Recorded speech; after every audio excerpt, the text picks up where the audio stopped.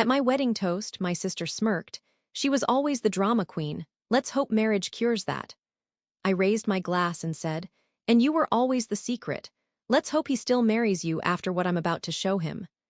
I was standing at the sweetheart table at this vineyard in Temecula, holding a champagne flute with both hands because they were shaking so hard.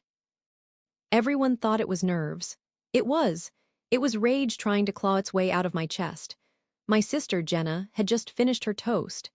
And by toast, I mean a 5-minute character assassination dressed up as sisterly nostalgia. She smirked the whole time like she'd been waiting years for this moment. When she said, she was always the drama queen, let's hope marriage cures that, people laughed politely. They didn't know any better, but I watched her eyes. She wanted to hurt me. She wanted the last word. The DJ handed me the mic. Everyone expected some cute story about growing up together, followed by hugs and tears because sisters are forever. Instead, I raised my glass, looked right at her and said, and you were always the secret. Let's hope he still marries you after what I'm about to show him. The room froze. It was like someone vacuumed all the air out of the place. Even the trees outside seemed to stop moving.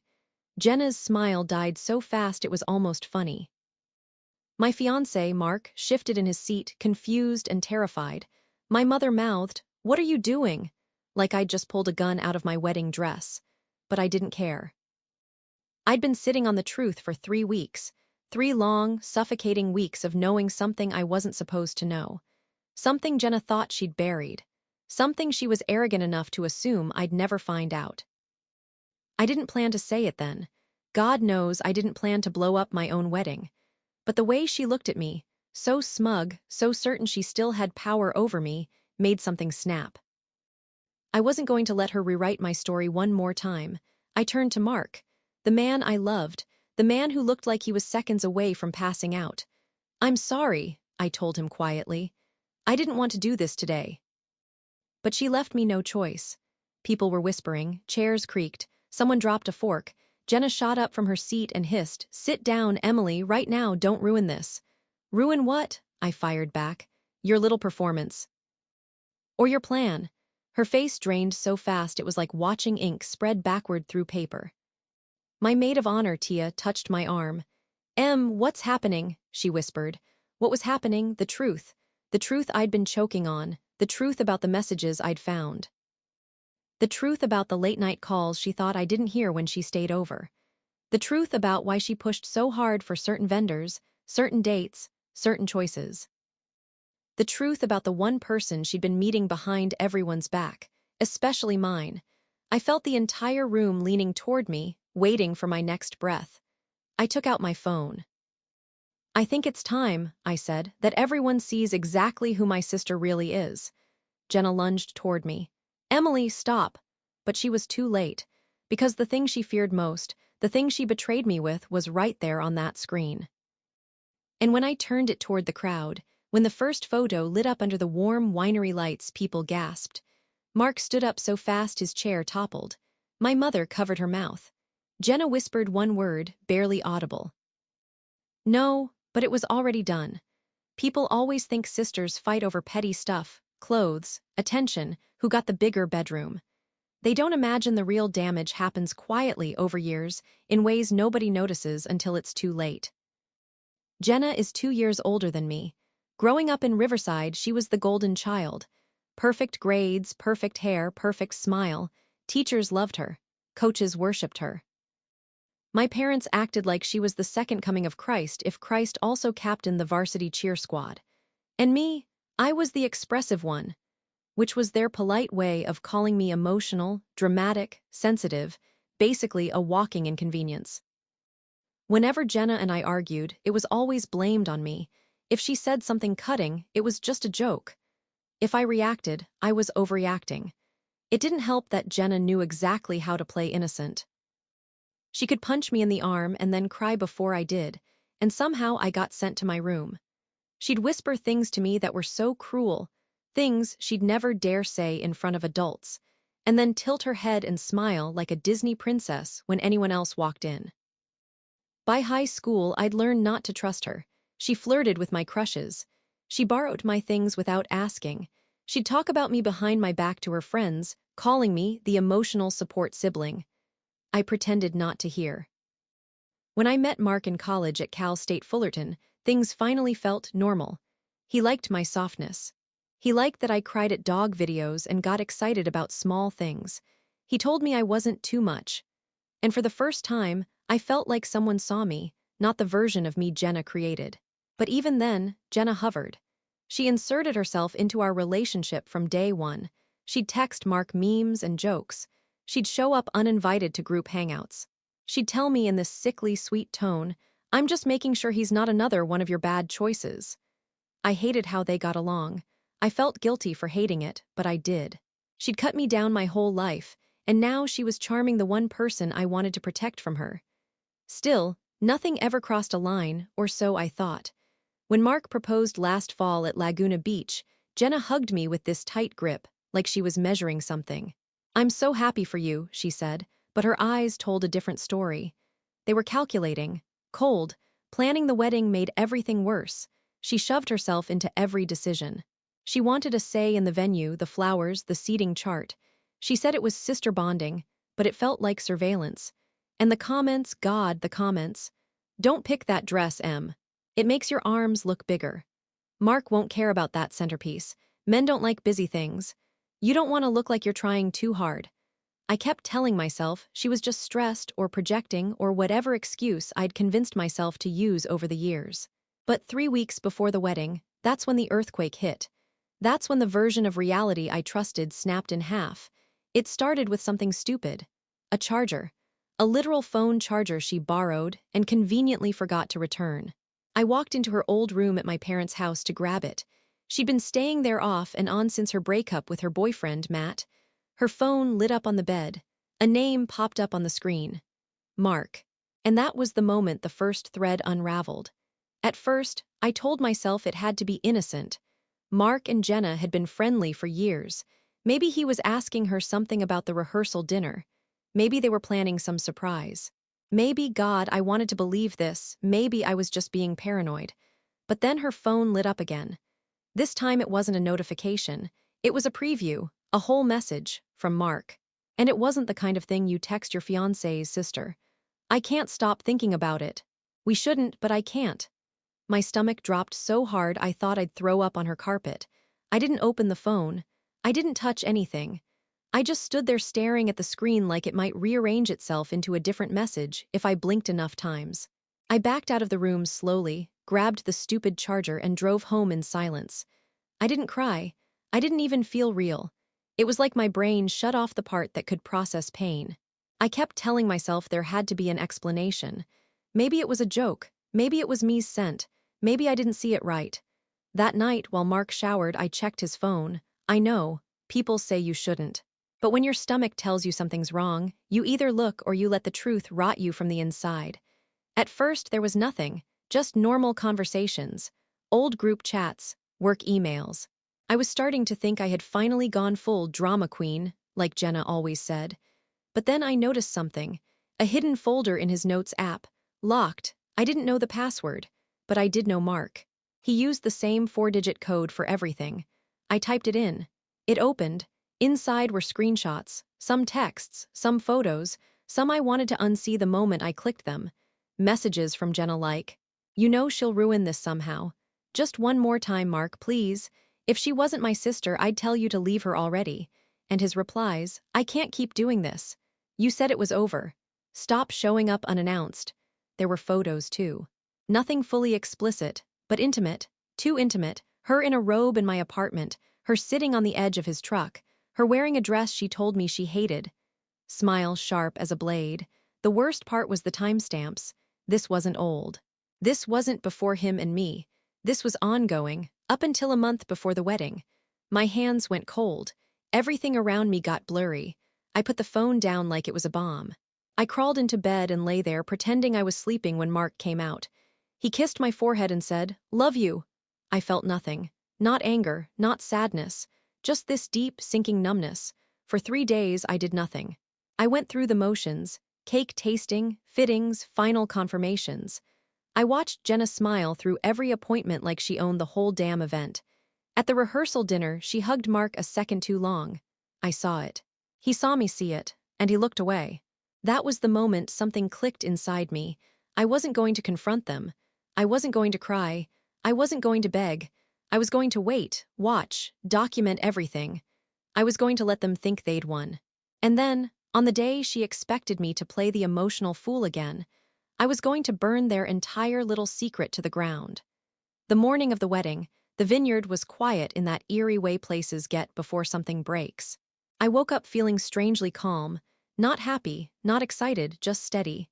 Focused, like my body already knew this day wasn't going to end the way anyone expected. While the makeup artist curled my hair, Jenna barged into the bridal suite without knocking.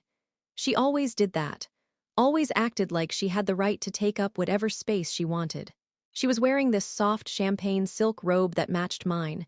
She insisted we get sister robes. Mine said bride. Hers said maid of honor. I hated how smug she looked in it.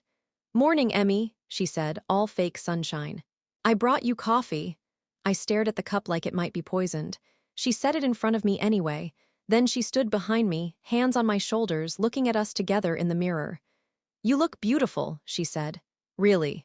I'm proud of you, proud of me," like I was some project she'd overseen. The makeup artist stepped out to grab setting spray, and for a moment it was just us. That's when Jenna leaned forward, her lips near my ear, and whispered, "You know, if you get cold feet, it's okay. Mark and I will take good care of each other." I didn't move, I didn't flinch, I didn't even blink. She smiled in the mirror. Slow, mean, like she wanted me to break. "You're shaking," she said. "Is it nerves?" I looked right at her reflection and realized something important. She thought I knew nothing. She thought she was untouchable. She thought this day was hers. I turned back to my bouquet and said nothing. Let her think I was scared. Let her think I was fragile. Let her think she had won. She left the room humming. A few hours later, during photos, Mark's best man, Ty, pulled me aside. He looked nervous, sweating through his shirt. "Emily, I need to tell you something," he said. My stomach tightened. "About what?" "It's about Mark. And Jenna, something's going on. I don't want to be involved, but I overheard stuff. Conversations. At the bachelor party, at the apartment. Mark's been acting weird for months." My voice came out steady. "How long?" Ty swallowed. "Since February." That was 8 months. 8 months before the wedding, 8 months of lies. He looked like he expected me to collapse. Instead, I nodded and said, "Thank you." He blinked, stunned. "You're okay?" "No." But I was prepared. Because what Ty didn't know was that I had already discovered something even worse. Not just texts, not just photos, not just the hidden messages in Mark's phone. 3 days before the wedding, I found a whole second phone in Mark's glove compartment. A cheap prepaid one. When I turned it on, there were only 2 contacts. J and M. I opened the messages. And it wasn't just flirting. It wasn't just cheating. It was planning, detailed conversations, about where to meet, what hotels to use, what lies to tell, what days I would be out, how to keep me in the dark. And the part that almost made me drop the phone. "We can't tell her yet, not until after. She'll get hysterical. Let me just get through the wedding." "Mark, fine, but she's stronger than you think. She'll figure it out eventually." "Jenna, by then it won't matter." By then it won't matter. I didn't know what that meant. Not then. But on the day of my wedding, when Jenna smirked through her entire toast, I finally understood something. They had a plan. A real one. A long-term one. And it involved me being the last to know. So when I raised my glass and said, "And you were always the secret," I wasn't improvising. I was detonating. The moment I discovered that second phone, everything inside me rearranged. The pain didn't disappear, but it hardened. It stopped being a wound and turned into a weapon. A quiet, sharp one I kept hidden behind my ribs, while everyone around me babbled about table settings and floral arches. For 3 days, I walked around like a ghost, but a calculating one. I didn't scream. I didn't confront either of them. I didn't cancel the wedding. I observed. I watched Jenna flirt with Mark when she thought no one noticed. I watched Mark look at her with this little flash of fear every time she got too bold. I watched how they avoided being alone together around me, but how they were constantly orbiting close. Too close for it to be coincidence. People think the worst part of betrayal is the moment you discover it.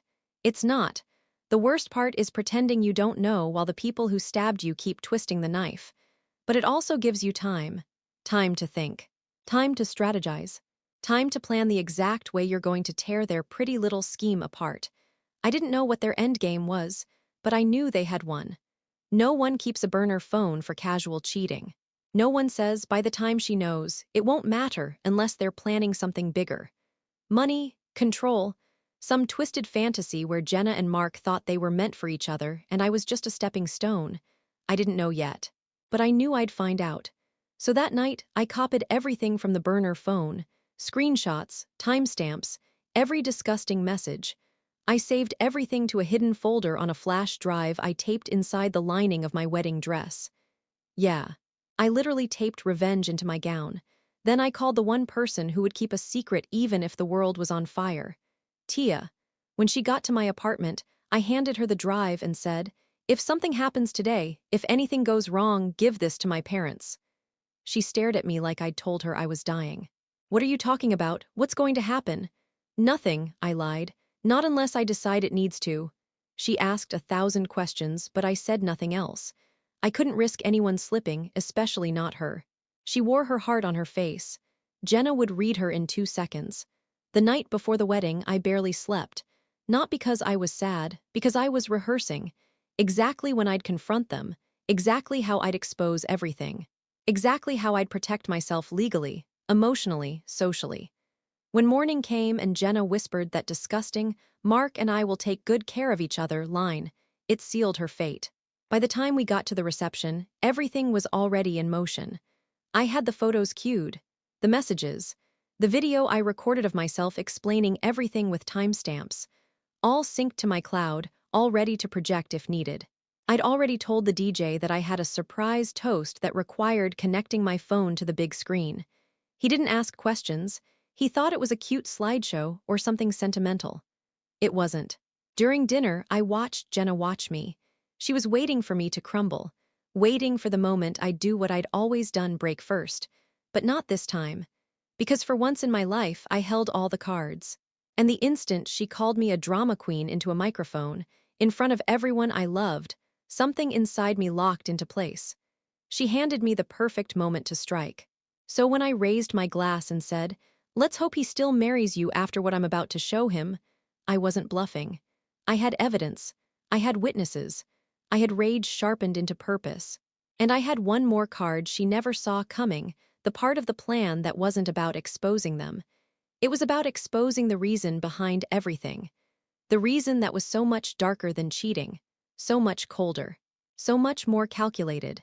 The reason that hit me like a train when I finally uncovered it. The second Jenna realized what I was doing, what I was about to show, she launched herself toward me like she could still stop it. Like she still had control. But the DJ, confused and startled, stepped between us, thinking she was just drunk or emotional. I held the phone high, thumb hovering over the first screenshot, when something shifted in the room. Not in the crowd, not in Jenna, not in me, in Mark. He didn't look shocked. He didn't look confused. He didn't even look scared. He looked resigned. And for a split second, he and Jenna locked eyes across the room. It was fast, so fast most people would have missed it, but I saw it. A signal, a warning, a silent conversation. And that's when the bottom dropped out of my stomach because it hit me. They weren't panicking. They were regrouping. Like they had a plan B, a backup for the backup. And suddenly, every instinct in my body screamed that whatever betrayal I thought I'd discovered, it wasn't the whole thing. It wasn't even most of it. So instead of hitting play on the slideshow, I stepped back from the mic and looked at Mark. "Anything you want to say?" I asked. He wiped a hand over his face and shook his head. Not ashamed, not broken, just tired. "Emily, let's not do this here," he said. That sentence, those exact words, my heart stopped. Because 3 nights before the wedding, while I was scrolling through the burner phone, I had seen that exact line in a message to Jenna. From Mark. "If she finds out, I'll handle it. Just stay calm. Don't do anything dramatic. We can't have her calling everything off, not yet." Not yet. That phrase haunted me for days. Now it was echoing through the winery. "Why not here?" I asked him. "Why not now?" Mark looked at me with this awful mixture of pity and calculation. The same look you give someone when you're about to tell them something that will break them. And for the first time since the cheating, I felt real fear. Not sadness, not heartbreak, fear. Because this wasn't just an affair. This wasn't just betrayal. This was a scheme, and I was the only one in the room who didn't know the real rules. Jenna finally stopped trying to grab me. Her face smoothed into something blank, controlled, almost professional. "Emily," she said, her voice flat, "you don't understand what you're doing." That sentence hit me harder than all the cheating texts combined, because she wasn't pleading. She was warning. "What don't I understand?" I said. "That you two have been sneaking around behind my back, that you've been sleeping with my fiancé for months, that you planned." I didn't get to finish because Mark stepped forward and said the thing that froze the entire winery. "It wasn't just us." The room exploded into whispers. My ears rang. My hands went numb. "What do you mean, not just you?" I demanded. Nobody answered. Jenna stared at the floor, jaw tight. Mark stared at me, eyes hollow. And then Ty, the best man, walked up beside me and whispered, "Emily, I think you should know something. They didn't just cheat. They've been meeting with someone else." My heart stopped. "Who?" I whispered. Ty swallowed hard. "Your parents." The world tilted. No, no, he had to be wrong. "My parents," I said, voice cracking. "About what?" He looked sick. "About money, about the house, about things they didn't want you to inherit. Jenna and Mark have been working with them." I overheard a conversation at the rehearsal and thought I misunderstood, but I don't think I did. My entire body went cold, because suddenly the burner messages made sense. The not yet, the plans, the secrecy, the timing, the behavior. The distance, the way my parents kept saying, "Just get through the wedding, Emily." It snapped together like a puzzle that had been sitting upside down. My family, my fiancé, my sister, all involved, not just in cheating, in something bigger. Something calculated, something aimed at me, and the terrible, bone-deep truth hit me. This wasn't about love, or lust, or jealousy. It was about destroying me, and Jenna wasn't the real architect. She was just the mouthpiece. The real brains behind it, that was still coming. I used to think nothing could shock me after discovering the cheating. But hearing Ty utter the words "your parents" felt like having the floor ripped out from under my feet. The winery around me blurred. I couldn't hear the guests anymore. Couldn't feel the dress digging into my ribs. Couldn't even feel the phone in my hand. I just saw my parents' faces. My mother frozen at her table. My father staring at his plate like it was suddenly the most interesting thing in the world. "Mom," I said, my voice echoing strangely, "what is he talking about?" She didn't answer. She didn't even look at me. Jenna did. And for the first time all night, she wasn't smirking. She wasn't scared. She wasn't angry. She was annoyed, like I'd interrupted something important. She said, exhaling sharply, "this isn't the place." "That's the second time I've heard that sentence tonight," I shot back. "What the hell is going on?" My dad finally stood up. He looked exhausted, like a man caught in the middle of something he couldn't control anymore. "Emily," he said, "let's sit down and talk privately." "No," I snapped. "We're not doing anything privately ever again." My mother finally lifted her eyes to mine, and the way she looked at me, I'll never forget it. Not guilt, not remorse, annoyance, pure, cold annoyance, like I was a problem, a mistake, an obstacle.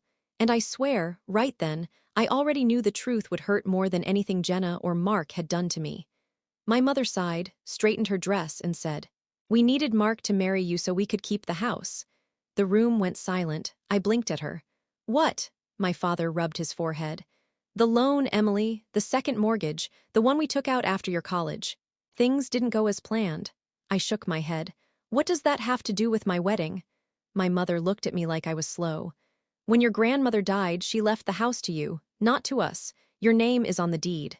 And the bank didn't care whose fault the debt was, they just cared that the deed owner wasn't the borrower." I felt ice spreading through my chest. "You mean," I whispered, "you took out loans in your names, using a house that legally belongs to me as collateral." She didn't deny it. She didn't apologize, she just said, "It was a family decision." My father spoke quietly. "We intended to transfer the deed to ourselves eventually, but your grandmother's will was very specific.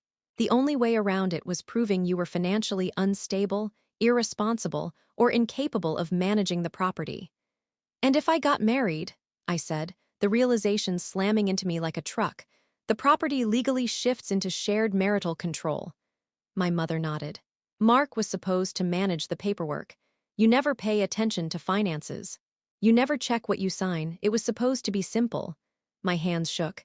You wanted him to marry me so you could take the house. Jenna stepped forward, arms crossed. It wasn't personal, Em. You weren't supposed to find out. Not until after. And yes, she added, rolling her eyes, Mark and I got involved, but that wasn't the point. You always get everything. The house, Grandma's jewelry, the money she left you. And for what? You've always been the fragile one. Fragile. That word again. Mark finally spoke, voice low. They said you wouldn't handle losing the house, that you'd fall apart, that you needed someone to take over. They made it sound like a responsibility. Responsibility. The family that raised me had used my trauma, my sensitivity, my emotional history, as leverage. My sister slept with my fiancé not out of some twisted romance, but because she wanted the inheritance that wasn't hers. My parents orchestrated the entire relationship. Every holiday, every birthday, every "you two are so cute together." It was all engineered. And the cheating, that wasn't the betrayal, that was the side effect. The real betrayal was that they were using my marriage to legally rob me, to strip me of the only thing my grandmother left in the world for me. I felt something inside me harden into stone. This wasn't a family. This was a conspiracy. And the woman I loved as a sister, she had known every single part of it. I don't remember climbing back onto the small stage. I don't remember grabbing the mic. I just remember the feeling, the steady, terrifying calm of someone who finally sees every hidden card on the table. The guests were frozen, my parents stiff as statues, Jenna pale, Mark sweating. Good. Okay, I said, my voice clearer than it had been all day. So now we all know what this really was, not a wedding, not a celebration. A setup, someone whispered, Jesus Christ. I held up my phone. You wanted this ceremony to go through so you could take the house, I said, staring at my parents. You pushed this relationship. You rushed the engagement. You made sure all the paperwork was ready for me to sign today. You used my childhood therapist's notes to paint me as too emotional to manage finances. Both their faces twitched. Yes, I found the file. 3 days ago, buried in the Notes app on the burner phone, a scanned PDF my father sent to Mark titled, "Use this if she resists." My mother tried to step forward. Emily, you're being dramatic. Don't. My voice cracked like a whip. You don't get to call me dramatic ever again. I turned to the crowd.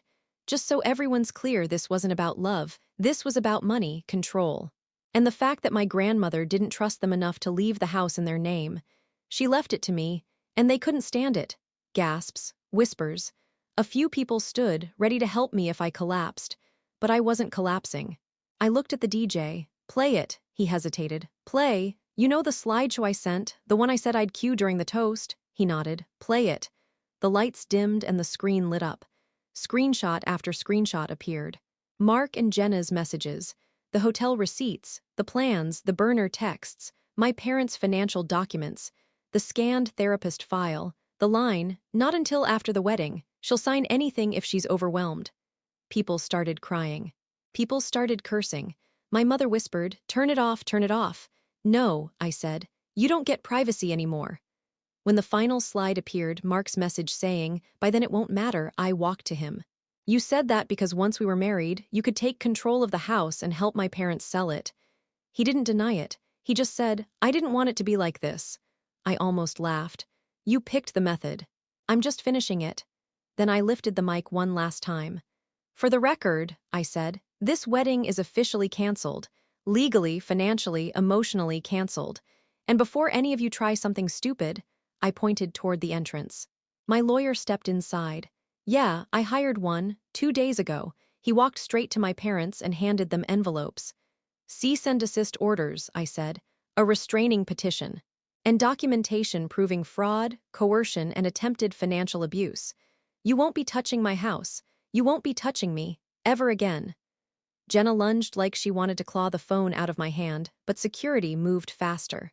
As they restrained her, she screamed, You ruined everything. I walked up to her, calm, steady, cold. No, I said. I saved myself. Mark tried to reach for me. Emily, please, I stepped back. You two deserve each other, I said quietly. And you can explain your way out of this while everyone watches. Then I walked out of my own wedding. Not crying, not shaking, just free. The sun hit me like a blessing when I stepped outside. Tia ran after me and grabbed my hand. Where do we go now? She asked. I exhaled. Home, I said. My home, the one they'll never touch. And for the first time that day, I smiled, a small, tired, victorious smile. Who knew the drama queen would be the last one standing?